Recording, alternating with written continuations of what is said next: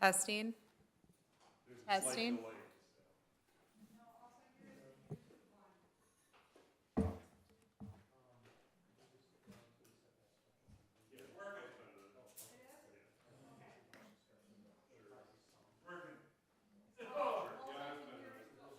Hear me? I'm giving you a virtual hug, buddy. All right. Thank you. Yep, bye. No, Scott? No. I think he is working or can't, I can't remember. I know he's He's not gonna training. make it to any of the May meetings. Yeah, he does the training. He's like, So,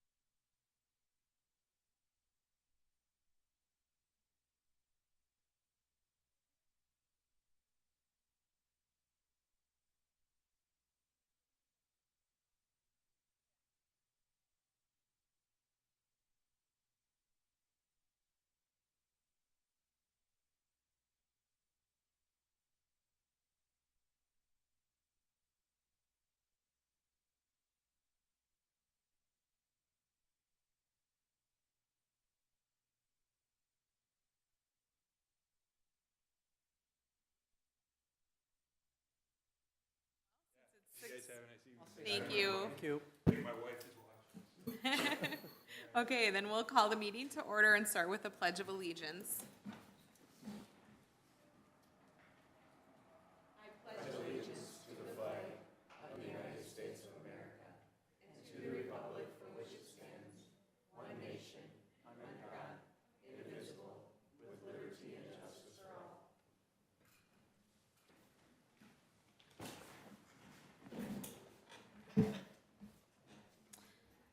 Okay, roll call. Mayor Kratzky, I am present. Groko, Present. Kufal is absent tonight. Dia, Present. Rose, Present. and Eker. Here. Any changes or additions to the agenda? No. Okay, then I'll take a motion to approve the agenda for tonight's meeting. moved. We have a motion from Eker. Do we have a second? I'll second it. Seconded by Groko. Any questions about the agenda? All in favor, say aye. Aye. Opposed, say no. Motion carried. Comments, updates, concerns? Do we have any citizens here that would like to talk? I believe everyone's here for agenda items, so we'll move on to council members. Any updates? And city staff. I just have one item just to run by you, in reference to Michelle Waltz, our library director. She just asked if, right now, the council has approved her for 35 hours per week, and she's asking if she could flex that a little bit, meaning that if she could work less hours one week and more hours in another, or vice versa, but in the end, still come out the same. Also making sure, our staff would still be covering our normal hours, nothing would change as far as the hours of operation. This would all be within the same pay period. Just to add flexibility with other staff kind of So thing? basically, like she gave me an example here that she's looking at 1 week here, so a total of 70 hours. So 1 week she'd work 43 hours, the next she'd work 27. Now, this isn't gonna be like a normal thing. This would be just once in a while or something like that. And she'd have to clear it always through me, of course. currently, right now, she gives me her schedule every single week. That's how we do it. As long as there's coverage, I don't have an issue with it. Any other thoughts? As long as it doesn't get out of control, I guess. I mean, not that Yeah. it's 80 hours one week and 0 the next. I mean, if it, Exactly. as being a supervisor, I mean, if somebody's gone and she needs to work a little extra, make up for it and Yep. come out even next week. Yep. That's my feeling too. Okay. All right. Anything else? Nope, that's all I had. Okay. And we'll move on to consent agenda, and I will take a motion to approve the consent agenda for tonight. So moved. We have a motion from Padilla. Do we have a second? Second? Seconded by Eker. Any questions or discussion about the consent agenda? Hearing none, all in favor say aye. Aye. Opposed, say no. Motion carried. No public hearings tonight. Communication requests and petitions. We have the May library calendar in our packet and adult craft night with the Gaylord Garden Club. Moving on to department committee reports and action items. First on our agenda, I don't see Ty here tonight. Are we going to skip over I&I? Yeah, the only update I have is, so far, what's been cambered by Diversified Plumbing and Heating is 30 of the households that we gave notice of. It was a total of about 50. So 30 of them been cambered, and so far of those, 7 are non-compliant. Okay.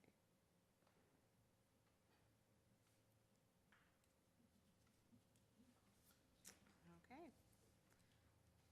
Anything else for Public Works? No, not at this time. Then we'll invite Chief Eichten up here for the police department. There's a lot of policy amendments to go through, looks like. Yes, I expect questions on all of them.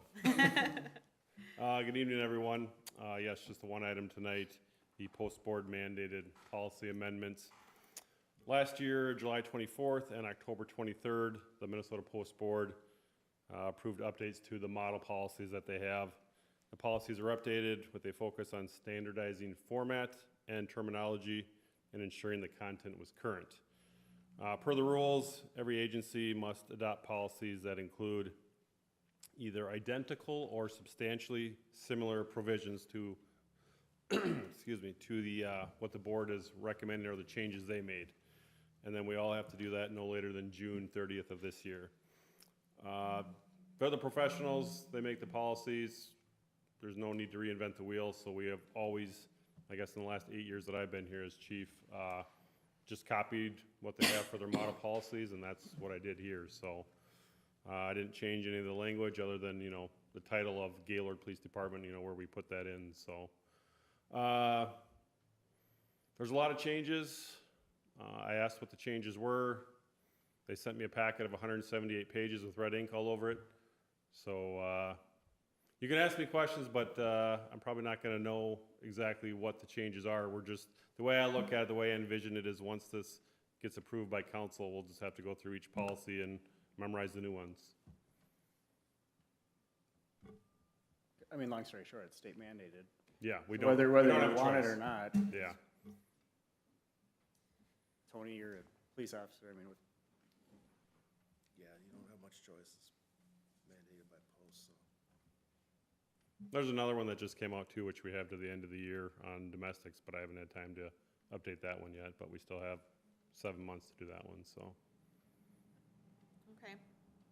So tonight you're just looking for a motion to approve the min-post board amendments to the model policies. Correct. So moved. We have a motion from Eker. Do we have a second? second. Seconded by Rose. Any questions or discussion? All in favor say aye. Aye. Opposed say no. Motion carried. Thank you very much. Thank you. Okay, then we can move on to unfinished business. We have ordinance number 383, an ordinance amending the City of Gaylord zoning code, and I think this is our second reading, isn't it? That's correct. Okay, So this is in reference to, again, amending our zoning code to allow pole or post frame buildings in certain districts, zoning districts. Specifically, we'd allow them in agricultural and industrial and certain commercial districts. So again, this is the second reading. Enclosed in your packet is also a summary of the ordinance for publication purposes. so we need a motion to adopt ordinance number 383, an ordinance amending the City of Gaylord zoning code. We have a motion from Groko. Do we have a second? Second. Seconded by Padilla. Any questions? All in favor say aye. Aye. Aye. Opposed, say no. Motion carried. Next, we need a motion to approve the summary of ordinance number 383 and its publication. So move. Second. Motion by Rose, seconded by Eker. Any questions or discussions? All in favor say aye. Aye. Opposed, say no. Motion carried. Next, we move into 10B and under unfinished business, Oaks Lakeside Pavilion bathrooms. Okay, going back to our last council meeting on April 15th, Ty Reimers was here, and he presented just a concept drawing of an addition to the pavilion for 2 unisex bathrooms, basically a 16 by 16 addition. And the council reviewed that, and there was some discussion about whether or not the Minnesota Historical Preservation Office would approve it. I did have a conversation with a person who is basically, his job title is design reviewer. So basically, like when we had the major rehab project, he was one of the parties that reviewed the plans. So he is the appropriate person to talk to about this. And he did basically, he wasn't in a position to give me a yes, but basically he was implying that, yes, this would be something that would be considered and likely approved. There are some things that he did suggest. One of the things he did emphasize was trying to maintain the integrity of the existing building, to maintain that historical integrity. And so by doing so, he was basically saying, you know, the restrooms could possibly be removed after you built them at some point down in time. It could be removed. So the idea would be to plan for that possibility. And so what he was suggesting is not to change, like, you know, the restrooms would probably cover 2 of the windows. And he said instead of removing those windows, just put, you know, some ledger board across them. You could take out the screens, of course, but basically keep them there. And I think that would look good from the inside too, because then there wouldn't be any kind of change in the inside, so it looked pretty uniform. So there again, we would be maintaining those windows. And then he also said the roof under panels, if you know what I put a couple pictures in your packet. But basically, these would be the under panels, right under there. So he said not to remove any of those, which we would not need to at all. And then lastly, he said that the roof line for the restrooms should not go higher than the monitor, way up on the top, which it would even come close to. We would be way down below that. And so those are the only comments that he made or suggestions that he had as far as what we were proposing. So I just sent him the same rough concept in these pictures, the concept drawing that actually our Tom drew up, and then these drawings too, or these pictures. So he was good with it. There is a process involved. That's probably the only thing. You know, it would have to be approved by the Minnesota Historic Preservation Office or SHPO. They would be, so we would have to send it through them for final approval. So there would be some time involved in that we would have to do. One other thing, I guess, in my conversation with him is that he brought up the Historical Society's Legacy Grant. This was the same grant program that we applied for when we did the major rehab project. He said, you know, that was what they refer to as the large grant program. They also have a small grant program, which is a matching grant up to $20,000. The nice thing about that program is there's not quite as much competition for it, and that there's also 4 rounds during the course of a year. The next one, the deadline is May 22nd, that the application had to be submitted by, so I don't know if we would be able to make that. But the next one after that's early July. That would be probably more feasible. So that would be a possibility. It would be something that we could apply for. And you know, the nice thing about it too is we don't get awarded on one round. We could apply for the next round and keep on going until such time that we might get it. And then lastly, I put in here too, I did have a conversation about installing some ceiling fans to try to get some air circulation, especially when we have larger events. And he said that would be fine. We don't have to necessarily go through any approval process to do that. The only suggestion he had was to try to purchase or install fans that would have like a darker color so they blend in better with the ceiling versus like a white fan. Sure. So they wouldn't take away anything from the inside of the building. So that's it. So if there's any questions? I think all along, that's kind of what we were talking, try and preserve everything. So it sounds like we kind of got the answer we're looking for. Yeah, I have had some people from the public reach out. They just want to make sure that if they're added onto the building, we don't lose our historical significance. So I explained, as long as we do it, you know, we are working with the Historical Society, and as long as we do it well, we will not. And they would like them as soon as possible, so. I've heard a lot of people, yeah. Like- I mean, there's been a few rentals this year where I've heard feedback on every one. Like, Yeah. "Ah, the bathrooms, we have to walk all the way over there." Right, I'd like to see us, you know, keep moving on this, so. But I don't want to go too far because I want to see if we can get the grants, and you never Absolutely. know how far we can go without them. So I mean, I'd rather move forward on trying for the grants. I agree, but to apply for the grant for the July date and then just keep our plans moving forward by Yeah. that. Not that we break ground, I mean, we Right. want to make sure we have money for it, Just so. making sure. I have checked with our building inspector, and we would have to do an architectural drawing on this. Okay, So we'd be required to do that. One other thing, just to bring up, you know, you mentioned events and so forth. At this point in time, we have 7 events that have been scheduled. There's 3 graduations, 3 weddings, class reunion, baby shower, et cetera. One of the graduations and one of the weddings is going to be they're planning for 250 people. So it's going to be pretty large. And one of the weddings, they've inquired about restrooms, about bringing in, we've had this conversation about restrooms on trailers. They're asking about it. They're asking if the city would be paying for it, or that they need to be responsible for the cost. And so that's a question I have for you this evening, is if we were to do something like that or allow something like that, who would be the party responsible for the cost of such? if I remember correctly, those things are like $1,500, so our current rental fee would not even cover half of it, That's correct. so. That's kind of like the minimum, and it goes up from there depending on the size. I mean, they're very nice. It's like They are walking into very your own nice. bathroom. I mean, all the amenities are there and they're very clean. I think you just gotta let the party take care of it and then just work with the city as far as getting it delivered. You know, that way you know, like Tom can meet them down there and help, you know, put it where it needs to be, but as far as pay, I think that's just, at this point, gotta be on them. They did apply and reserve it with the knowledge that there are not restrooms available. Because then the goal obviously would be to try and have bathrooms maybe next year.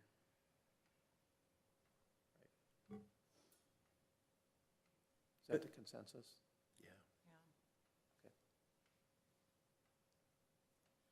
I guess at this point, if it is the consensus that we would go ahead with this and start getting plans done, we'll start looking for getting the drawings done up and bring that back once we have a draft or so for your review before we go out for any bids, obviously.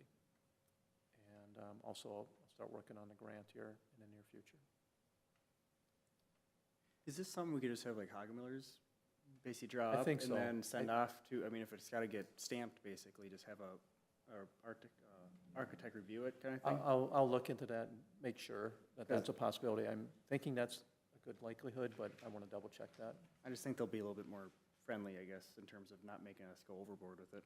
Yeah, it should be fairly simple. I mean, there will be handicap accessibility, of course, but it's not a very big building. It's just 2 bathrooms and a mechanical room. So tonight, you just want consent to move forward or not move forward? Right, yes. Just looking for a direction, basically, from you, as far from a staff standpoint, which you'd like us to do. I think we move forward.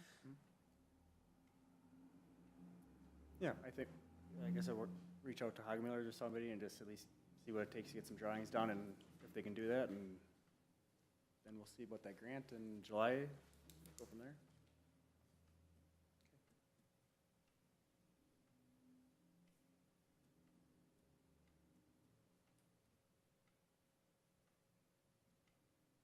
Would it be helpful to, I mean, if Tom just helps out with this? I mean, Oh, yeah. I know you got, I'll- I mean, I'll- plenty of other things on your. I know, but yeah, he'll be involved. Okay, anything else on that? That's all I have. Then we can move on to new business, 11A. We have Forever Young Senior Center. Lynette is here, as you can see. Just a quick overview of the notes here that I put in your packet, and Lynette can then provide some information too. But basically, their board met last month, and they basically passed a motion to stay in their current location, provided the city council would allow them to remodel the existing kitchen. It's fairly dated. If you've been in there, it's fairly old. And Lynette can emphasize on that a little more than I can, but she can explain what their needs are. But basically, we'll be looking at replacing the cabinets and the countertops and a couple of the appliances, the refrigerator and stove. They replaced the dishwasher last year. And then also, they're requesting that once Sibley Avenue is going to be reconstructed, that consideration would be to put in the plans, the construction plans, plans for a ramp for the main entrance to the building, which is right off of Sibley there. Make it easier for them instead of having to step up. Stop there for a moment. Oh, okay. Yeah, we have funds available in our account. It's from Gaylord Homes way back when we had gotten funds. And those funds would be then used to do the cabinets and the appliances and countertops in the center. Our board voted unanimously to improve that kitchen. It is really bad.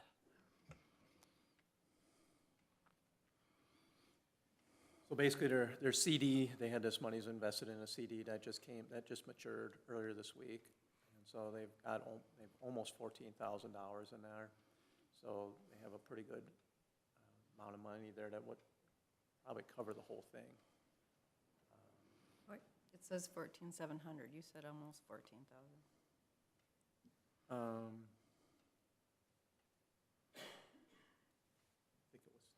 think it was 13.7, actually. I might have. Because the certificate of deposit, which has a current balance of about 14,700. Or maybe just for a moment, it's right on my desk.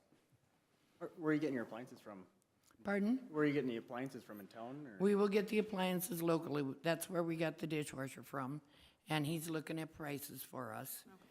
And Tom has agreed to remove the old cabinets and put the new cabinets and countertops in. Perfect. I mistyped that. It's 13,007 versus 14. And then I understand that those cabinets, if there would be a move at some point, because previously the issue was there's not enough space, there's not enough room. So if that continues to be a problem or is something that we run into, that those cabinets and those appliances then would be moved and not. Correct. Those will belong to the Forever Young Senior Center. And when we move, because we have not given up on moving. Okay. Our center is so small sometimes for events. It's just ridiculous how small it is. But we haven't given up on the option of a new location. It's just because we're having issues with finding us a location, we have decided we're just going to stay where we're at until we find the right location and size. And then the cabinets and appliances will go with us to the new location. Wasn't there a possibility for another location that was coming up, that was being discussed? We've I guess, stepped I know we back from had those several. because they were willing to stay where they were at. But yeah, we did look at a couple. One was for a building that was for sale, currently on the market. It's very nice. It's actually the insurance building over on Sibley, just across the street from them. Very nice building. It would need a little bit of just moving some things around to make it work. Potentially could work for them. We also looked at a building over there owned by Alan Bartles. There again, it would need there would have to probably remove some walls to open up, make some space a little bit larger. So both of those would be options, especially the Bartles building. The other building, it's such a nice building, it would be nice if we could get another business in there, ideally. versus us taking it over. That would be a purchase, so it wouldn't be necessarily a rental.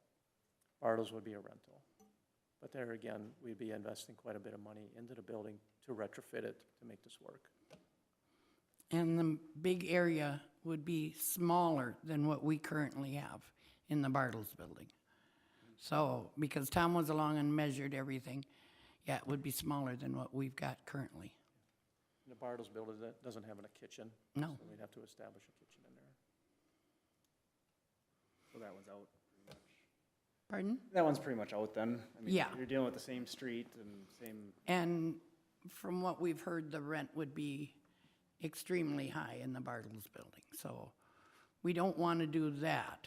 We want to try and stay, within our limits, Apartments in town are going for $1,000 to $1,500 a month, so we're trying to keep our center lower than that if we can.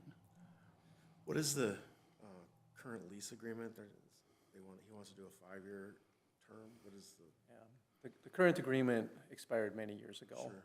And so I talked to both Ron and Sarah Kirsch, and they are very interested in renewing it. There would probably be some slight increase in the rent. Currently, it's $500 a month. But they would like, some assurance if that they're gonna have a tenant for a few years. So that's why they're asking for a 5-year term. Slight. $200 per month increase. is that something we can probably address quick before we really go after these cabinets? Or, I mean, how soon do they want to do that? We aren't thinking about the cabinets until in the fall because Tom is going to be so busy now with lawns and all that kind of stuff. He said he would work on it either this fall or this winter, installing them. So in the meantime, then, if we could figure out that agreement a little bit, not that all of a sudden he spikes it up to 1,500, and Yeah. then we kind of have this planned already, or in that case for breath, doing something else. Try and shore that up and get that in there, that those cabinets are ours. The ones that are in there now, I wouldn't even take them to a new location. They're uneven, the doors don't close correctly, They were used, they were used when they went in there. very used. And hope there's some flexibility on that too, because if we're still on the hunt for a future location, I don't want to be tied down to, a long lease either. So maybe we can negotiate those terms. 5 years will go by pretty quick too, I think. 5 years go by quick. I mean, the possibility of adding on to the police department excites everybody at the center. They're excited about the possibility of going down there and having a bigger and better space.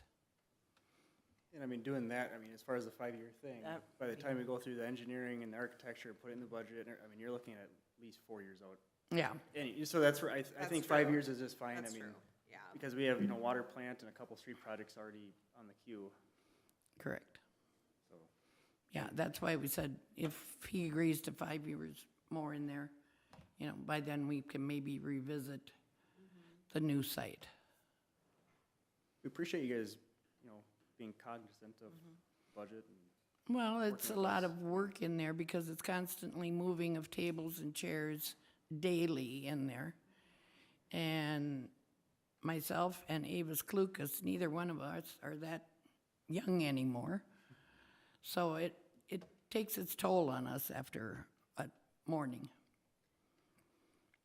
We're kind of looking at 5 years too. Could we maybe look at some fundraising ideas between now and then? If we kind of have this 5-year plan to stay here, then maybe we could start working towards what can we do. I don't know. Well, I did recently go to a Dad's Belgium Waffle event. And I did keep the paperwork for their contact people. So, there's a possibility of doing something like that over at the Legion or something to raise funds for the center.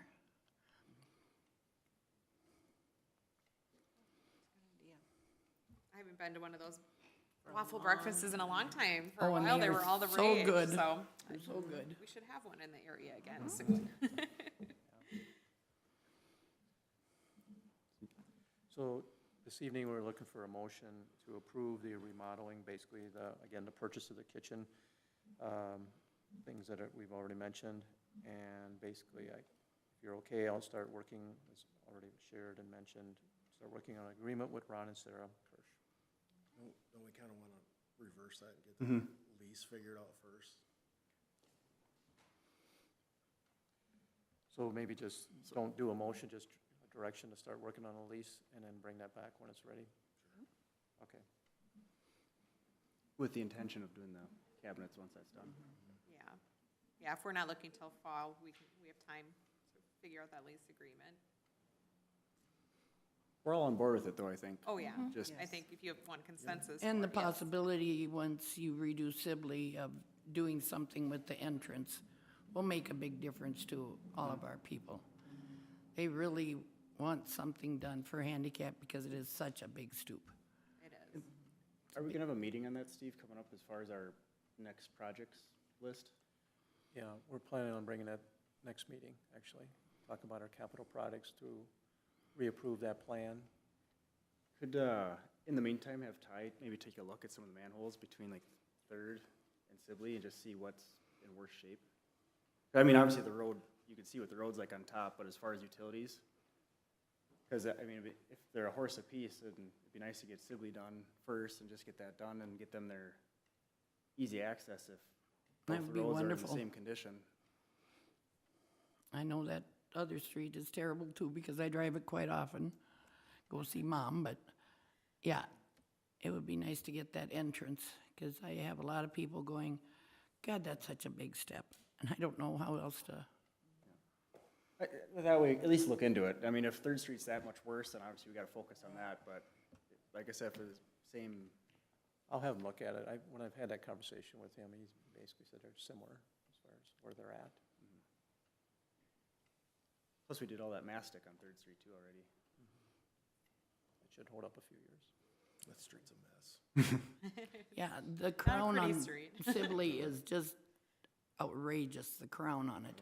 We can just And mill in it. the wintertime, the snow piles up next to the curb as high as the sidewalk. And that's ice, all ice, right in front of the door, On Sibley. on Sibley, yes. We just make them all gravel roads and be done. So.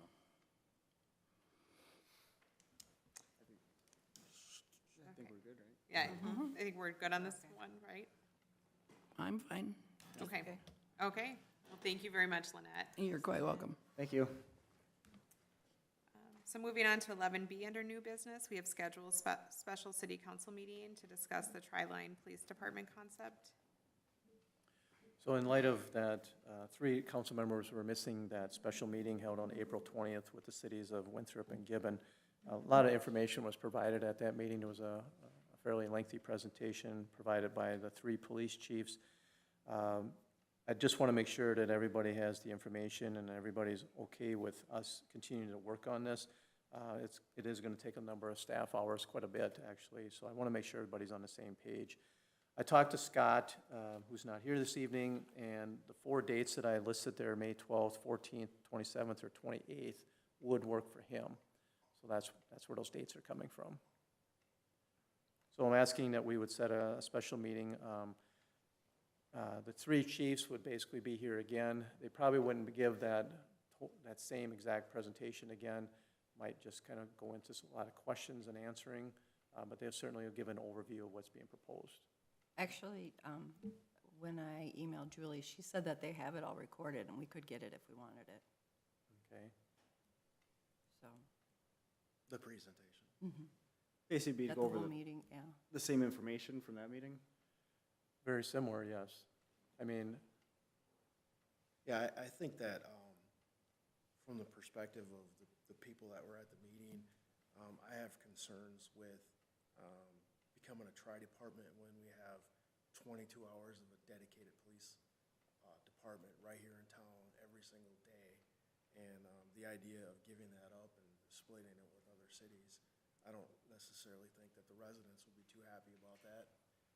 As well as there's a bunch of other concerns, with this proposal. So, you know, we are ultimately responsible to our residents, and I don't necessarily know that there's a lot of information that was put out other than what they were saying that night. So I think that the council needs to look at what they really want to do, knowing that we have to be responsible to our residents, and that's our primary concern before everybody makes a decision to jump on board and become a united police department.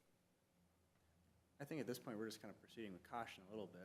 I mean, there's a lot of unknowns No, at this point. they want to move forward and have this done by the beginning of the year. Correct, but I mean, we have about a month or so here of just trying to gather. Where we're at as a staff is Del- we're starting to work on a joint powers agreement. We've been also working on a budget. So we're working out a lot of the details of working towards that endeavor.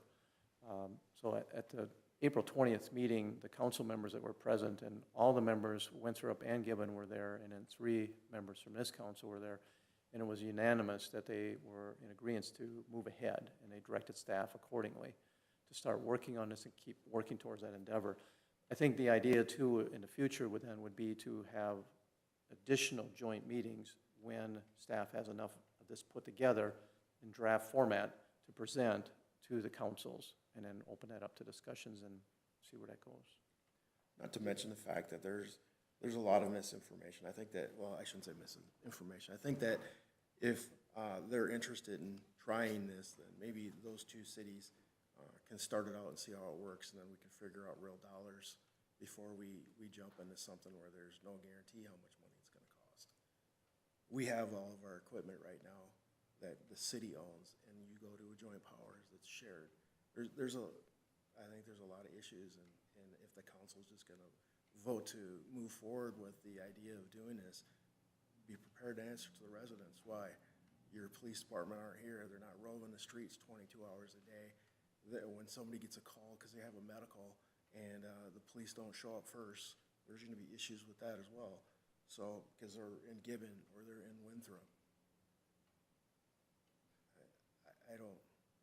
So I agree. I guess my view, I'm looking at it, I agree with you, but I want to see what those numbers look like. So at this point, I'm trying to see, basically having Steve and, I'm blanking on the 2, Michael and. Logan? Yeah, having the administrators and Oh, the chiefs Michael and- basically figure out what that budget, what that number is Right. supposed to look like, and then what it's, I mean, as far as covered, there's a lot of talk about, I mean, how are we gonna, enforce ordinances and all that other stuff Right. too. Not to So at mention the this fact point- that it's a joint powers, so what control do we have over our police department anymore? Correct. The joint powers has that. Because as far as being for our constituents, I mean, it's budgeting too. So that's why I just want to see where that stuff goes. I mean, I'm not saying we're going to jump in, next week get a green light, but I think we got to at least look at it because, The I mean, it's number a is union. nominal that it's a small amount that they're proposing in the savings now. Well, nothing's for our official city. though. Huh? Nothing's official though, and at the same time, it's a union contract year, and I'm going to guess that our budget's going to go up because looking around at police departments, everybody's offering more and more money all the time. What they're proposing, they want to make sergeants making 20,000 more and getting overtime. How do you figure that is going to be a savings in the end? No, I agree with you, and I think we have to address that, but that's, I mean, I'm not going to kill the idea right now when we don't even know what we're pushing out, but I do agree that if it doesn't make sense, then yeah, we should move forward. But at this point, I don't even know what's in front of me hardly. And so far, and I think I can speak for, I mean, we talked at that meeting, let's get a little bit more information before we decide, Yeah, when we talk about going forward, that's what we've, like, let's look into this, let's talk more, but not like we're committing 100% to this. So I think there's a lot of, I mean, their presentation is really good, and there's a lot of questions that we just don't have answers to yet, and I'm not sure how, if we will, how we get those answers. Well, But I think it's, I mean, the concept, I look at this more about, consolidating resources when city budgets are getting more and more tough. So I think sharing resources is a good idea, but if it's not gonna work, I mean, it's gonna be interesting to have your perspective too. It's just, it's an interesting concept, but the fine details we do not know yet, so. one thing to point out too is that there's a lot of times where our officers already are in Arlington or Winthrop already. And they're with the Gaylord squad cars. You know, so there's a lot of, and Charlie, maybe you can touch if you want, but there's a lot of collaboration already, and I think that's kind of the approach we're looking at, is there's a lot of times where I'll be in Arlington, I'll see the Gaylord police car over there, or I'll even be in Gaylord and see Arlington or Winthrop over here. Yeah, but they go over there, handle a call, and they come back. That's the difference. I think maybe one of the other things that was mentioned is just like looking forward again, like maybe today we're all fine, but 2 or 3 years from now, we might be in that situation where we don't have the coverage.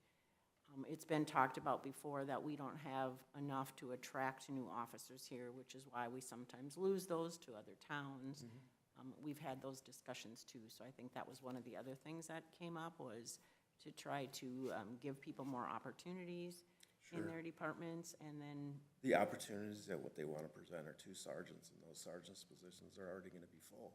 So then what opportunities does somebody have to advance? I mean, there's all kinds of things with the plan. I guess the bottom line is, you know, again, we owe it to our community for coverage. And, you know, if, I hear what you're saying, yeah, they go to other cities to handle a call, to assist and come back. And when you get a joint powers agreement, the opportunity to have any real decisions over it is gonna be slim to none. You're gonna have Gibbon and Winthrop, they're gonna have the same amount of, or more votes than we do. Your ordinances, there's many issues, the equipment, I don't know. I think that, at this point, if it's a great idea, maybe Gibbon and Winthrop should try it, and if it works out great, we can look at becoming So part were of it. you at the meeting, or were you not at the meeting? No, I was not at the meeting. Otherwise, I would have spoke up at the meeting. Neither was Scott. Well, you can get a copy of the meeting and see if any of those I answers asked for a copy of it. I asked for the notes. Did you get it? No. We meet again tomorrow, so I'll ask again to get that. Or get access to it. Hey, I'm one vote. You guys are all in favor of it. Move forward. I don't think anybody's in favor of it, though. But We are in favor of just getting more more information. information.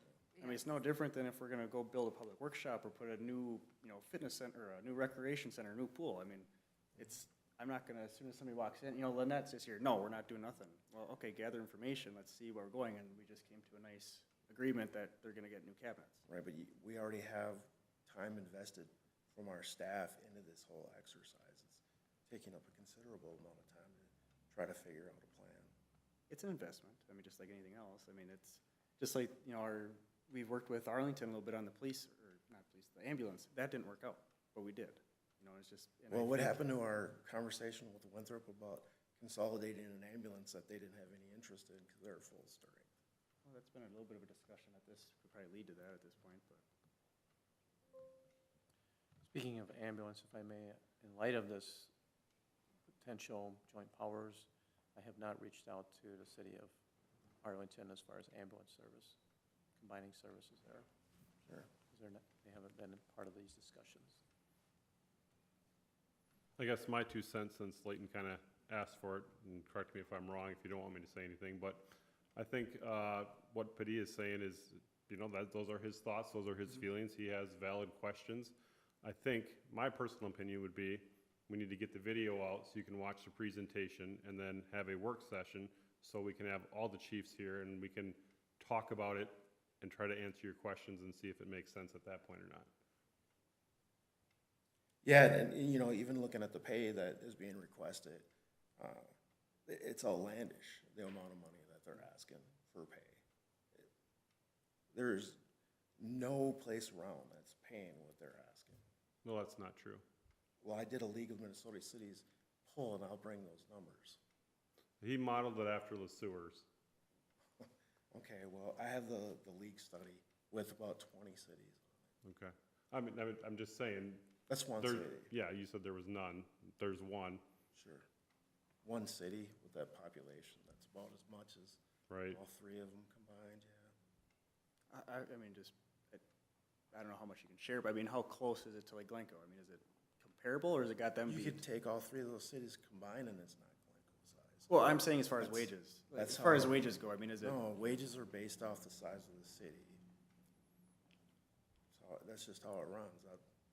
pull the study and I can show it to you. That's just how it goes. But between, I guess without getting, I want to see more information, I guess. I agree, I don't think we should go forward if it's a bad idea. I 100% agree, and I think everybody agrees with that. But I think as being financially sound and looking at our options going forward over the next 1 to 15 years, I think it's an obligation to at least look at it. You know, and even if this is something, I mean, I know, Charlie, you guys have talked about trying to get this on board for 2027. If it comes down to it, not being able to figure out certain things, maybe it's something we don't do till 28. I mean, and like you said, maybe Gibbon and Winthrop get started before us, but I just think it's still something we should at least keep our ears open and hear out. And My only concern with Gibbon and Winthrop doing it without us is losing that opportunity to be Correct. part of the formation and those initial discussions and setting parameters and things like that. But we do have to look out for us too. We do. Which I think is Oh, where we're all in absolutely. agreement. But There is it's just that so much to consider. I don't want to rush through this either. And it's, I'm guessing, Tony, you'd agree, don't rush through this and then come out on the back end and think, oh, shoot. Yeah, it would be nice if the timeline was it's just a lot. And there's still obviously a lot to discuss, and, you know, none of those numbers are set in stone. We took it as, I guess, group consensus conversation was, okay, and I know you can't plan a worst-case scenario and everything, but we took all those numbers at the high end. We didn't take that budget and make that budget on the low end and thinking, well, fingers crossed, hopefully we don't go over budget. We took everything at the very high end, put it all in there at the high end, and we're still saving money.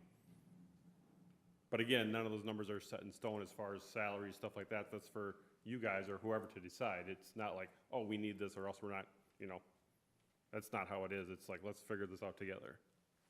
And that's based off of our budget in 2026. Yeah, So now, like I said, it's a contract negotiation year. Right. I'm gonna guess that our budget's gonna be higher next year for that, for new wages. right. You know, so there's more, that's where I'm just interested in hearing it out. Because it sounds like there's only a small chunk of money, but it might grow, and it probably will. Especially as police departments are becoming more and more competitive with each other. And I know I agree with Tony as far as LeSueur is very high on their pay scale compared to other towns, but that's what they do to be competitive. Yeah, they pay more than anybody, and I'm sure Charlie's well aware of that. You can go to Belle Plaine and you can get their wages too, which they're extremely high compared to everybody. So if you're taking yourself and you're comparing yourself to one of the highest paid police departments around here, of course, it's gonna look good. And we've been talking about joint EMT services and all emergency services, fire station. Every time a huge expense comes up, well, why can't we share it with somebody else? Why can't we share it with somebody else? You know, we've been looking at doing this kind of stuff for the last 15 years. We should look at the fire department then, and we should look at, Eventually, we There's- probably will. There's talk. Yeah. The thing is, this is a starting point. I mean, Steve, I've brought that up to you about this, you know, long-term, not every county, or not every city in the county needs 2 fire engines, like pumper trucks. You know, that's something we're like down the road. I very well think is a conversation to be had, whether it's, again, 5 years or 15 years from now. Like Jessica said, we already share a jetter with the sewer department with Winthrop, among a few other tools. And I think that's the future of, you know, it's getting more and more expensive to do city business, the more we can share across all the departments. That works. That- You know, like, obviously, we Yeah. can't share snowplows. No, you know, we but can't. But what can we share and really looking at, you know, building those relationships and working towards that. And I know we talked about doing the sweeper, but then we figured out that that wouldn't work. Yeah. But, I mean, it was still a conversation that we had. Well, it sounds like we should have a workshop meeting. But I mean, if we could get a lot of these questions answered, especially around the budget and what, you know, ordinance enforcement and among other things would look like. I know it's hard to tell, that's 8 months from now, but pretty much every question Tony just brought up, I'd like to have the answers to. So I don't know if you want a couple extra weeks and go with the 20. I'd like to take a work session meeting then. Yeah. I mean, do you need till like the 27th or 28th to try and gather some of this stuff, or? Because next week could be a pretty quick turnaround.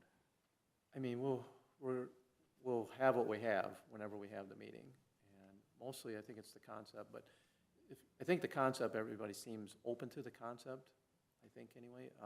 It's just that to me, it comes down to two things, the service and the cost. And that's what we have to be able to justify to the community, is that we're gonna have an improved service and we're gonna have, you know, at least a similar or close to similar cost for the service. And that's exactly what I think you're all asking. That's the question on the table. There's all other things, of course, is, you know, personnel and things like that, equipment, you know, planning for major purchases and managing personnel, et cetera. So that all has to be obviously determined too as we go here.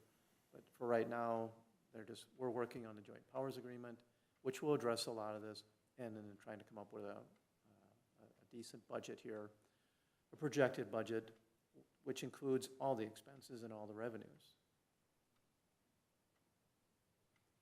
So, Yeah, that budget didn't include any of the revenues. right, what I sent out to you did not include revenues. That's what they had put together initially. So there are some things there, and there's some, you know, all three cities are not gonna have the same budget. You know, our budget doesn't match up exactly with Gibbon or Winthrop, and so we have to kind of combine them and figure it out, and based on the wages that they're proposing at this time. So all these things are considered in there. Insurance is a big one. Benefits, employee benefits, you know, everybody's got different benefits, you know, trying to come up with something that's gonna be universal. As far as dates, what works for you, Tony? Not the first date, all the other dates work. So not the 12th, but everything else works. I agree. 14th, 27th, 28th works for me. I think those all work for me. Do we know what Scott's schedule? These are the 4 dates that did work Oh, for him. okay. He's got a really busy month. I know he These does. 4 work for him.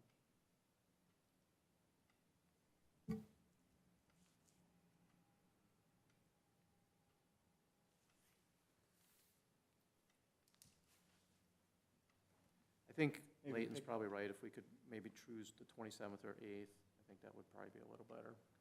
What is it? 27th would probably work better for me. What is that, a Wednesday? Yeah. Let's do 27th? 27th? Okay, so we need a motion to schedule a special city council meeting for 6 PM on May 27th for the purpose of discussing the concept of a combined police department with Winthrop and Gibbon. So move. Second. Motion by Rose, seconded by Eker. Any further discussion or questions? Not all in favor, say aye. Aye. Opposed, say no. Motion carried. Okay, moving on to 11C, we have a personnel policy amendment.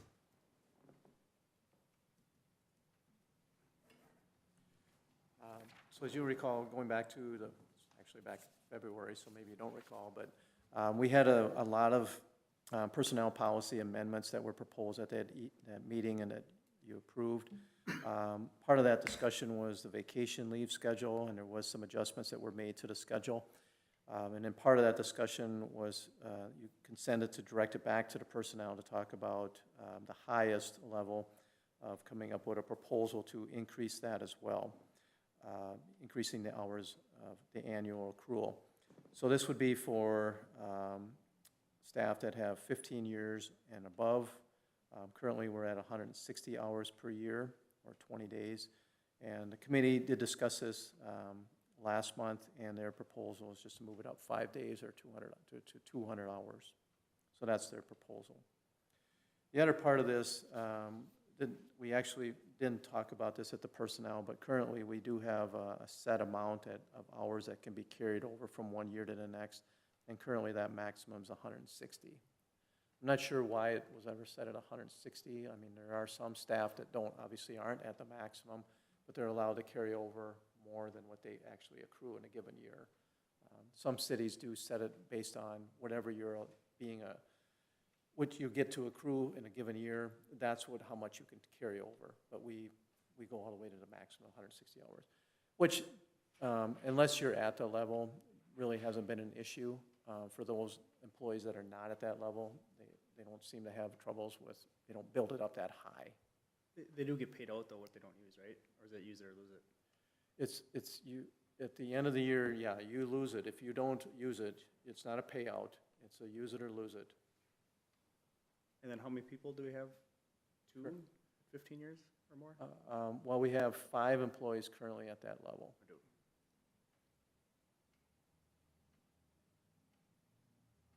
do- 5 above 15? Well, 2 of them by years of service, and then 3 others that the council agreed to bump it up to that level. That would be your exempt employees.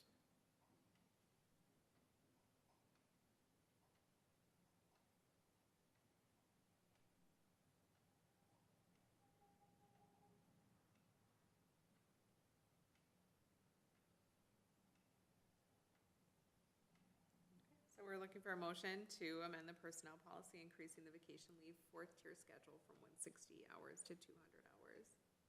Would anyone like to make that motion? So move. Motion from Rose, do we have a second? I'll second it. Seconded by Padilla. Any questions or comments? Then do we just leave the 160 carryover? Or maybe that's what. I'm just bringing it to your attention that we would, right now, if you're gonna be moving it up, probably, to stay in line with that, that would make some sense to increase that at the same time then.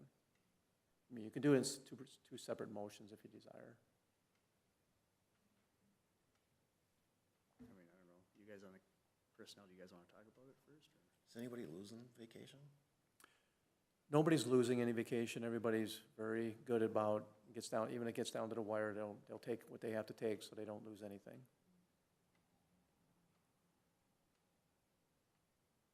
Just leave it.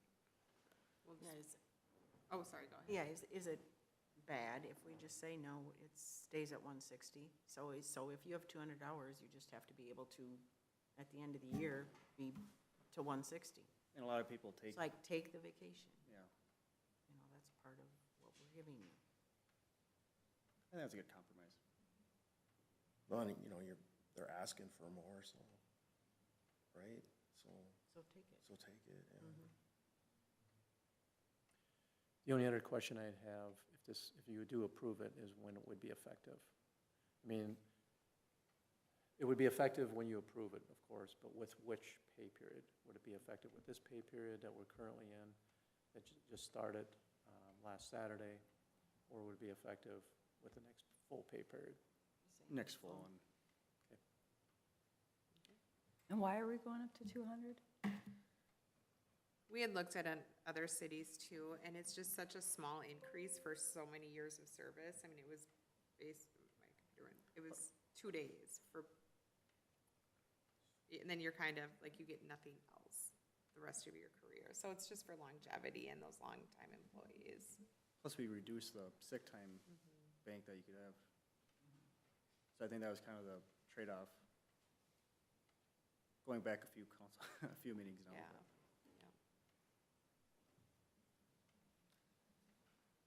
All in favor, say aye. Aye. Opposed, say no. Motion carried. Did we need to amend that or do a second motion starting the next full pay period, or is that just consensus and we can? You can just do a consensus on that. Do you think so, Mark? Yeah. Okay, so it'll be effective the next pay period. Everyone's okay with Won't that? that affect our budget, though? Wouldn't we want to wait till the next? Well, we bumped up the other vacation lines already.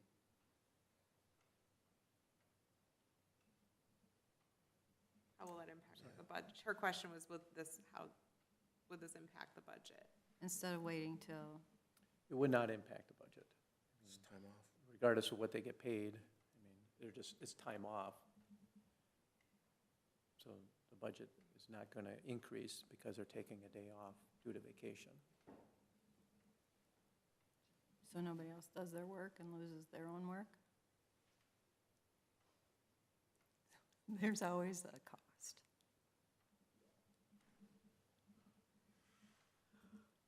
There's no financial cost, I guess, probably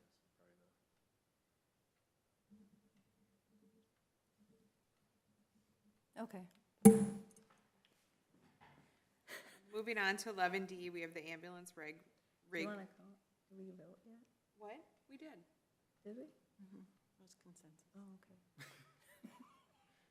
A Lots of thought going on. Do we need to redo anything? No. I think we're good. Okay. Sorry. Were you gonna chime in, Mark? I was just gonna say, no, this is fine. Okay. Moving on to 11D, ambulance rig remount replacement. Okay, as you recall, this is something that we've been talking about for the last year, a little bit more. Where the 2008 ambulance rig, basically our backup rig, is due for replacement in 2027. At least that's in our equipment replacement schedule that way. And currently we have, this is a Ford E450, and we've talked about just remounting it, basically remounting the box onto a new chassis. That's been the recommendation coming from Ridgeview Ambulance. They've been here more than once talking about this with us. And so I did meet with one of the vendors called McQueen that they are affiliated with. They've started working with them as far as remounting and purchasing ambulances through McQueen. It's just one of the 3 vendors that they gave me names of, but I met with a rep a couple weeks ago or so, and kind of laid out how they would do it. Basically, they come in, you know, if we're proposing to do a remount, they'll come in and inspect the existing rig and determine exactly what things need to be completed or what things need to be done. So they do a quick, complete review of it. Actually, they've had this review of our rig already. They came in with Ridgeview and just looked it over already once before. This was, I think, a year or 2 ago. But they just kind of gave me a range of anywhere from 205 up to 275 to remount it. The cot and the loader would be the big thing that would make the difference in the cost. If we had to replace that was about a $65,000 item. So depending on the condition of our current cot and loader, could determine how much it actually is going to cost. The other option, surprisingly, at least it was surprising to me, that a new ambulance wasn't a little bit more. They're basically saying a new one would be under $300,000, which I'm just sharing the information at this point with you and direct however you want to go with this. But they do carry a couple different brands. Both are Canada-based companies, one called Crestline and the other one's Demers. And they purchase ambulance. This is, again, just McQueen here. They purchase a few ambulances every year and they have them available, brand new ones. But they do both. So they have those and they have the remounts that they'll work on. Currently, with the remounts, they're out a year as far as how long it's going to be taking. So if you sent one in today, it'd be about a year before we would get that back or place the order. Whereas a new one, probably we're looking at around 8 months for that. So. Plus you'd be able to keep our current rig. Correct. Yeah, we wouldn't have to get a loaner or anything like that. Again, this is our backup rig, but we would probably want to have something available either through Ridgeview or through another vending company in case we ran into a pinch that we didn't also have an ambulance due to maintenance or something like that on the main one. Again, the main one is a 2016, so that's where we're at with that one. That one's out a few more years before we're looking at replacing that one. So this evening, I guess I'm just looking for some direction as far as what you'd like to do, as far as you want to just solely look at the remount, or would you like to look at both? You know, at this point, your options are either or. If you want to focus on the remount, that's what we'll do. We would be looking at a company called Sourcewell, which is actually created by the state of Minnesota. It's a government service cooperative, and so that's where we would be able to get, it's like the state bidding on different things, equipment, and we'd be able to get a state bid on that then. So we would be able to apply through Sourcewell, and we would get a better bid than we would just simply go out through a vendor and say, here, get us, what would you charge us to do this? So using Sourcewell, we would be able to purchase the chassis. So it looks- Ridgeview is recommending that we would go with a similar model to what we currently have, purchasing a Ford again. So hypothetically, if we, let's say, work with McQueen through that Sourcewell, would we just basically put our current rig on surplus then and sell it, or would it be like a trade-in deal, or how's that work? It would be, we could do either or. trade probably, according to McQueen, probably about, he said about $7,500. For the current one? Yeah. But we can certainly look at that in an online auction It might be as well. better off doing that. Did you say $7,500 for it? That, we might be better on the auction, I think. Because they would look at it as an ambulance versus, I mean, on that auction, people will buy basically just for the chassis at that point, which they might, them auctions once in a while surprise me. We've been surprised all along in the last 2-3 years, I think, with that auction. Well, if we're trying to save money, wouldn't the remount be the better option? Well, it looks like the remount could cost more if the cot and the loader have to be replaced. Then it could be more than a new one. That's what brings it up there. And at that point, you know, you're not that far off of a new one. then. Right. Yeah. So how do we, How old is that cotton loader? Is that just original with I that think current it's original. 2008? I'm pretty sure I'm guessing that's original, yeah. I mean, we can go through and have them look at it and see what they think. You know, we could just have McQueen look at it. yeah, I mean, we want to do a comparison. Because, I mean, keep in mind, as far as that loader goes, we will have it for another 20 years then, if we have that rig for 20 years like the current one. So, I mean, that's just one, if the loader is fine now, but, I mean, that loader might get replaced in 15 Some years. point in time, it probably would have to get replaced, I would guess, too. And Because this will become then our #1 rig. the new ambulance would have everything that we needed on it for 300,000. Plus 7,500 bucks. Yeah, I mean, we'd have to, depending on what our specs Subtract are. it. We'd sell the old one, Oh, so we get 7,500 you mean bucks. minus the Yeah. 75? Or more if it goes on auction. Oh, yeah, Somebody want to buy it for a food truck. there you go. So depending on how we spec it out, yes. I mean, that's the estimated number at this point in Well, time. Should we get both then? What Get it a spec'd price. out would cost new versus what it's gonna cost new to remount? I guess I'm kind of leaning that way. I mean, what do we got to lose here? I mean, at least you have Get a the bid. numbers and you can weigh your options at that point. Yeah, because if it's $100,000 difference, that's one thing, but if it's, less than 25,000, then I think we have to. Right, not to mention it could even cost more for the room. Right, right. Yeah. So, yeah, let's. Get quotes for both. Yep. So basically, at this point, just go ahead and solicit quotes for a remount and then also get quotes for a new one. Correct. Yeah, through that Sourcewell. Right. Yep. Okay. Maybe McQueen will give us a, discount because we just bought a fire truck from them too. At least throw a hat in or something. It's crazy what that stuff costs. I mean, between a fire truck and an ambulance, how quick. Yeah, big ticket items for sure. Okay, so moving on then to 11E, we have the Frowndean's dirt pile removal agreement. So as you recall, earlier this year, it was determined that we needed to do a wetland delineation on our land out there on Shoreview Lane East on our 2 parcels. And as we reported earlier, we did, SCH completed that study, and they did determine on our east parcel that we have .8 acres that is considered wetland. And the county soil and water did confirm that. And so basically what we're proposing is not to do anything with those wetlands. It's right up against the ditch, and it's close to the road as well, or what would be the road if we had extended over. And so we're not proposing to do anything with those wetlands, just leave them alone. And then we would use the fill from Frowndean's pile to fill in both of the 2 lots. And we basically would be bringing up the lots kind of to a similar elevation as the lots or land across the Shoreview Lane on the south side, which is approximately about 4 feet. Frowndean thinks that they would probably be able to utilize up all their dirt on these properties. Of course, we want to make sure that we're maintaining a proper slope as we're going through this. We don't want to have any major drops.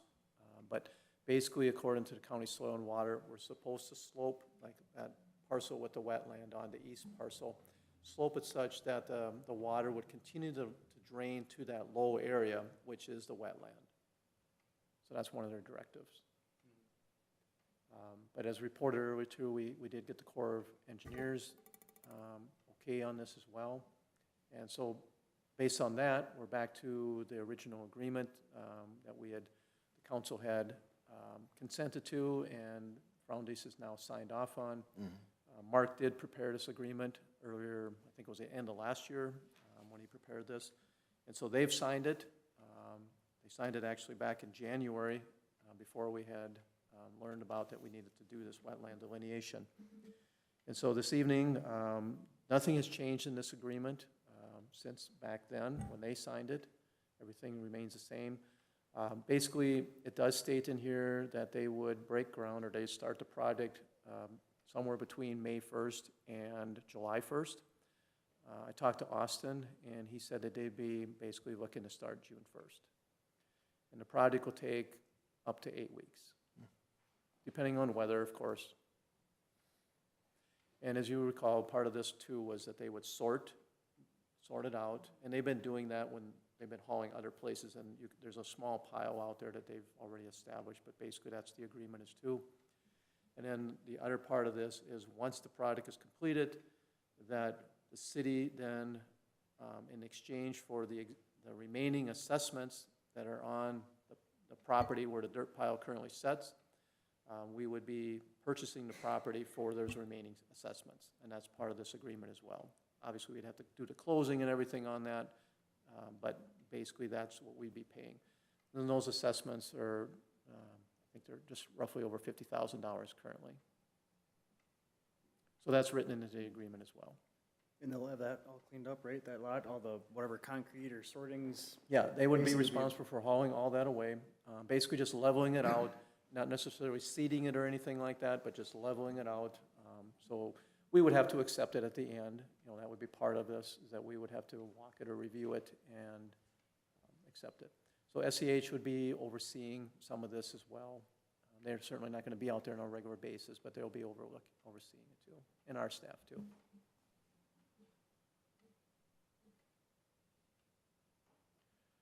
Just for information, this is just information.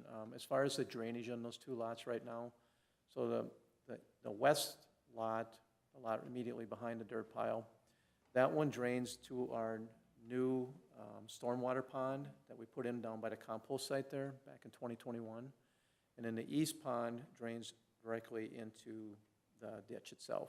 As I talked about, that wetland is right down by the ditch, so that's where it drains into. Lastly, while I'm thinking of it too, we have touched base with the county. They're the ditch authority. And as far as how much fill we can have up to the ditch, they said we can go right up to the ditch line as long as at the end we come back and we seed it all. So, and there is no setback from the wetland that we have to be concerned about. There is no, distance away from that we could do our fill.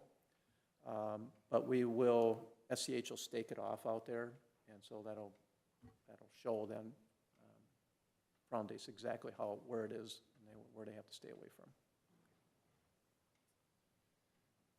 So we need a motion to approve the resolution agreement and property transfer between the City of Gaylord and Darrell Jr. and Rachel Froundienst. I'll make that motion. Motion from Padilla, do we have a second? I'll second it. Seconded by Groko. Any further discussion or questions? All in favor say aye. Aye. Opposed say no. Motion carried. Moving on to 11F, we have Resolution 2026-12, authorizing the competitive negotiated sale of general obligation capital improvement plan bonds, Series 2026A. So this is in the process of bonding. This is a required resolution that the council has to approve.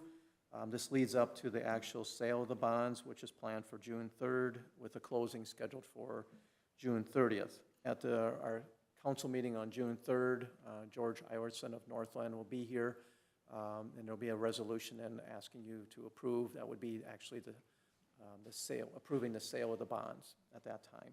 So this is a preliminary resolution, so to speak, but it is a resolution that we're required to approve. At this point in time, we're looking at a principal for the bonds of $1,420,000. That is subject to change. At our next council meeting, you guys have talked about some of the improvements to the Public Works building, possibly creating some change orders or changes to that, and SEH will be here to go over that. They're seeking the prices for those deletions or additions, whatever the case might be, from the contractor. And so that's planned to be presented at our next council meeting. And so based on that discussion and how that goes, this dollar might be adjusted accordingly. And so right now, this 1.42 is just a preliminary number. But I do have to inform, for the sale of the bonds, I have to inform Northland the next day, if any specific changes that would impact this.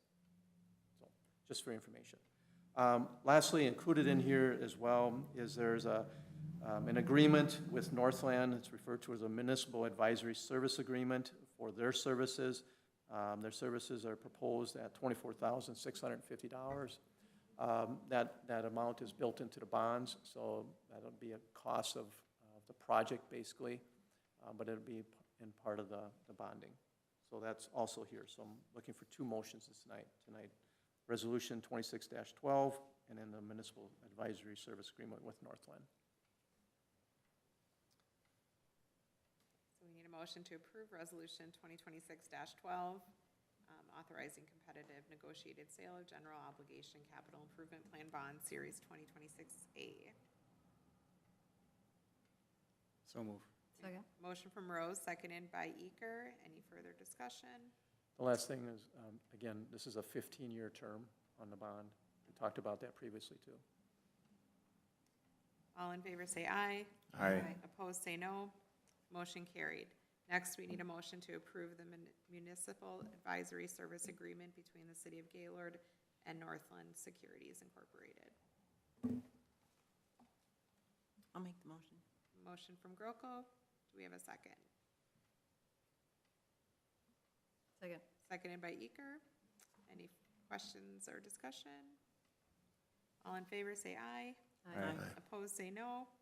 Motion carried. Next, 11G, we have Small Business Week proclamation. I think, or tomorrow morning, we are hosting a small business breakfast at Wakefield Pork.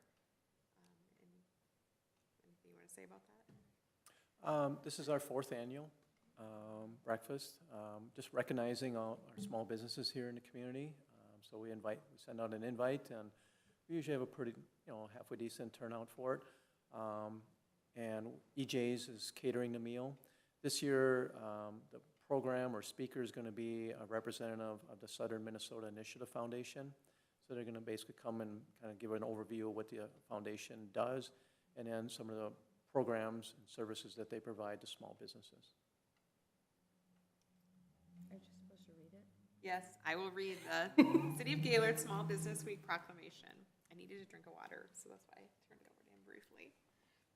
Whereas the City of Gaylord recognizes and values the dedication and entrepreneurial spirit within our community, and whereas there are over 100 small businesses within the City of Gaylord, and whereas more than half of Americans either own or work for a small business and create about 2 out of every 3 new jobs in the United States every year, and whereas the President of the United States has proclaimed National Small Business Week every year since 1963 to highlight the programs and services available to entrepreneurs throughout the United States, Small Business Administration, and other governmental agencies, and whereas the City of Gaylord supports and joins in this national effort to help America's small businesses do what they do best, create jobs, and ensure our communities remain as vibrant tomorrow as they are today. Now therefore, I, Dawn Kratzke, Mayor, along with City Council members Lynn Groko, Scott Kufal, Leighton Rose, Tony Padilla, and Jessica Eager, do hereby proclaim the week of May 3rd through the 9th, 2026, shall be observed as Gaylord Small Business Week.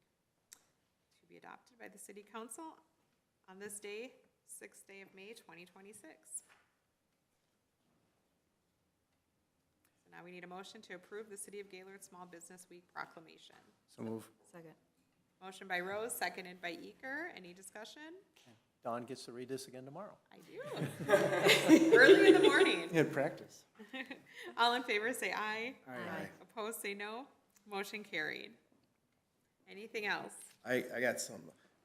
When you're working towards this police study, can you also ask the county what they would charge to contract? What they would charge us? Yeah. If we can get a comparison to see what that cost would be for a savings aspect.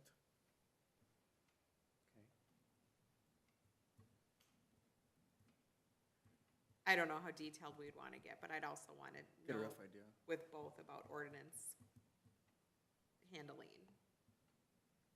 I think you have plenty of questions to figure out between now and the 27th.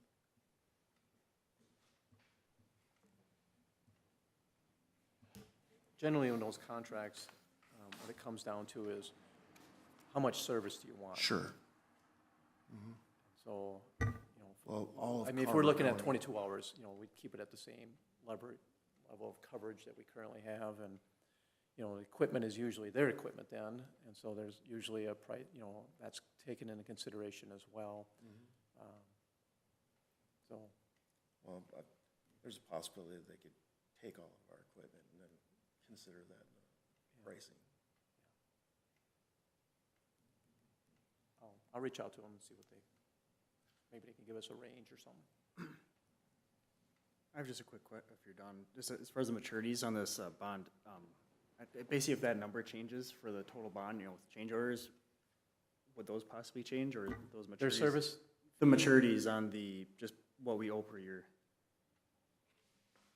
yes, those would basically go down, because if our loan goes down, those would go down too, right? correct. Yeah, our obligations, our annual obligations will go down slightly, yes. Yep. I just wasn't sure if they took off the back end or if they just spread it out. I'm not sure exactly where they take it out, but yeah, it would be reflected, you know, the bottom line would change, yes. Because what did we have, like a $2.2 million budget overall for the city?